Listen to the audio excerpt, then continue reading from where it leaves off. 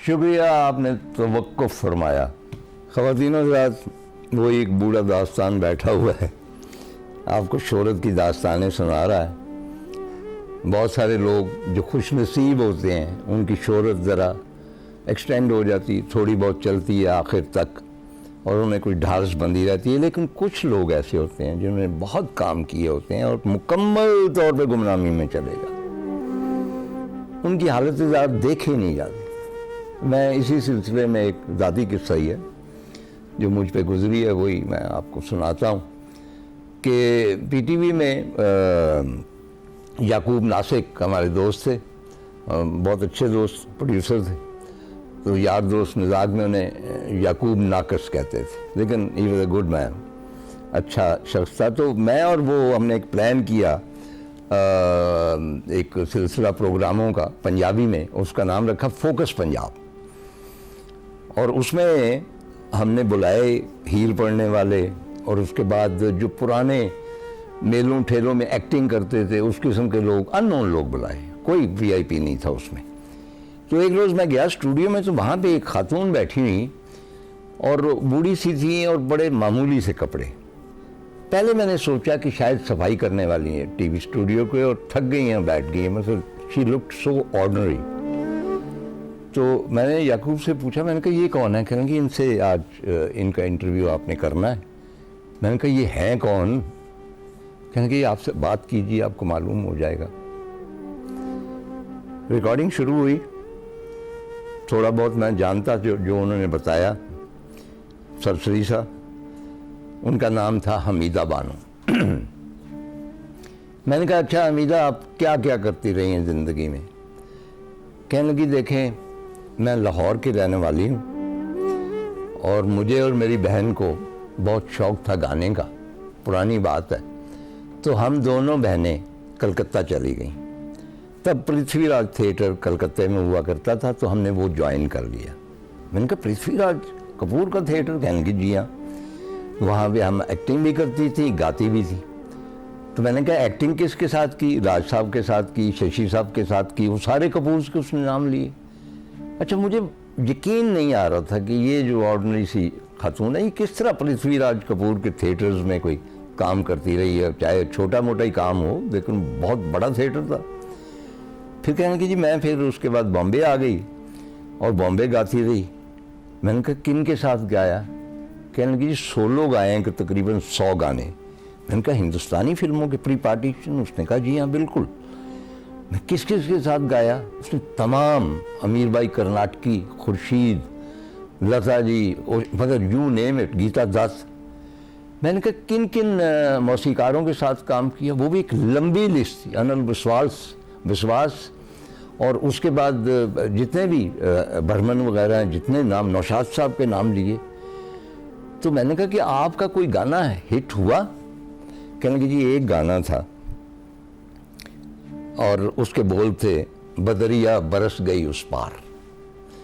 ख़वातीन हज़रात, जब मैंने ये सुना है, मैंने कहा आपने गाया? उनका जी। मेरे साथ खुर्शीद थी, घटागन गोर वाली, और मुकेश थे, लेकिन मेन मैं थी गाने वाली। मैं एक सन्नाटे में आ गया कि क्या ये वही औरत है जिसने बदरिया अपना बरस गई उस पार गाया है? क्योंकि मेरी वालदा साहिबा का एक चचा होता था, उसको मैंने बख्श जहाँ के रूप में पेश किया अपने नावल खज़ो खाशाक ज़माने में।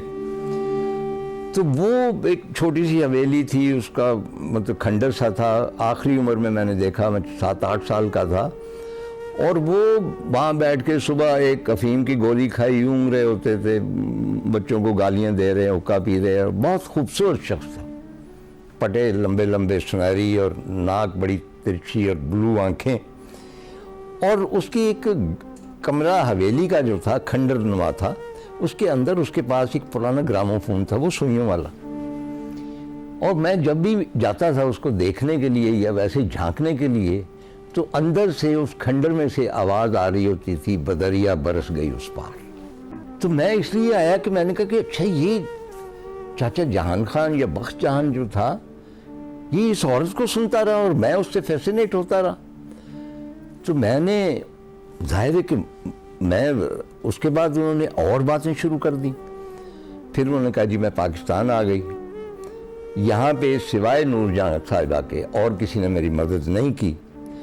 और बाद में मुझे मालूम हुआ कि एक्चुअली मेरा तो तजर्बा नहीं है फिल्मी दुनिया का, कि वहाँ भी मुख्तलिफ डोमिनेशन होती है मुख्तलिफ लोगों की। वो म्यूज़िक डायरेक्टर्स हों, लाइट मैन हों, कैमरा मैन हों, कोई भी हो, ग्रुप्स होते हैं, माफिया तो नहीं उन्हें कह सकते। तो उन ज़मानों में दो टॉप की सिंगर्स थी, जुबैदा खानम और कौसर परवीन। आशा भोसले की बहन थी।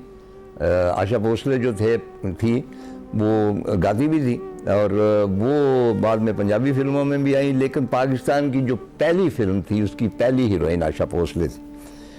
चुनांचे शायद उनकी वजह से भी वो कामयाब ना हो सकी और वो गुमनामी में चली गई। एक और बात मैं अर्ज़ कर दूं आपको कि उनका एक गाना था, उनका इशारा जान से प्यारा, उसको नैयरा नूर ने दोबारा गाया। और डेफिनेटली आपने अगर नैयरा को पसंद करते हैं, और कौन है जो नैयरा को पसंद नहीं करता, उसने गाया और उसको फिर रिवाइव कर दिया। ये हमीदा बानो का गाया हुआ था।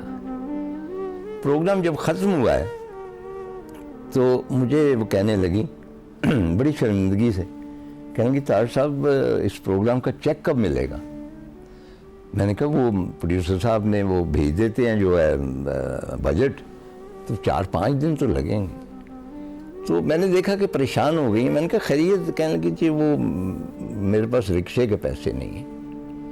तो मैंने कहा आप रिक्शे पे क्यों जाएंगी, आप टीवी की गाड़ी जाएगी? कहने लगी नहीं, जहाँ मैं रहती हूँ वहाँ गाड़ी नहीं जाती, वो तंग गली है। तो ये होता है हाल कि एक बदरिया बरस गई उस पार गाने वाली जो है, या बाकी 100 उसने सोलो गाने गाए हैं, हर म्यूज़िक डायरेक्टर के साथ काम किया है, लेकिन नसीब ऐसे थे कि आखिर में सारा कुछ धुंध में चला गया और रिक्शे के पैसे नहीं थे।